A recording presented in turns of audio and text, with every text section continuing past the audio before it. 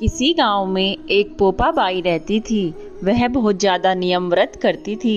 एक दिन उसने भाई व भाभी से कहा कि मैं शादी नहीं करूंगी, इसलिए मेरी झोपड़ी गांव के बाहर बना दो और गांव के सभी लोगों से कह दो कि वह अपनी गाय व बछड़ों को मेरे यहाँ ही घास फूस चरने को भेज दें।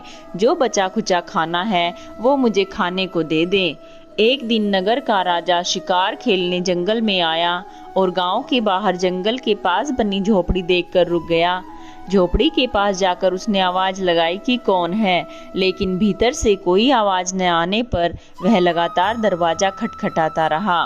तब पोपा बाई उठी और कहने लगी कि कौन हो तुम जो बार बार दरवाजा बजा रहे हो, क्यों आवाज लगा रहे हो? राजा ने कहा कि मैं यहाँ का राजा हूँ और तुम्हारे साथ विवाह करूँगा। पोपा बाई ने कहा कि जहाँ से आए हो वहीं चले जाओ, मैं किसी पराये आदमी का मुंह नहीं देखती हूँ। राजा ने पोपा बाई की एक नहीं सुनी और उसे जबरदस्ती उठाकर ले गया।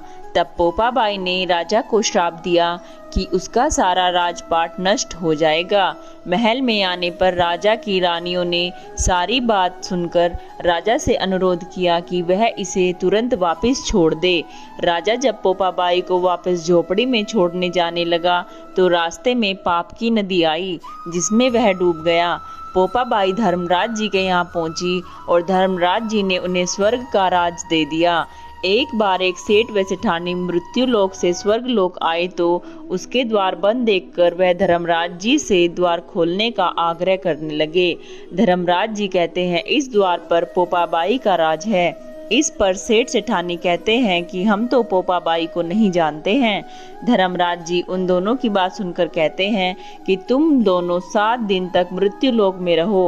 8 खोपरा से राई भरकर 5 कपड़े ऊपर रखकर कहानी सुनकर उद्यापन करना और कहना कि राज है पोपा बाई लेखा लेगी राई का। सारे बोलो पोपा बाई की जय। दोस्तों, जो लोग पोपा बाई की यह कथा का श्रवण करते हैं उनके सभी पाप नष्ट हो जाते हैं।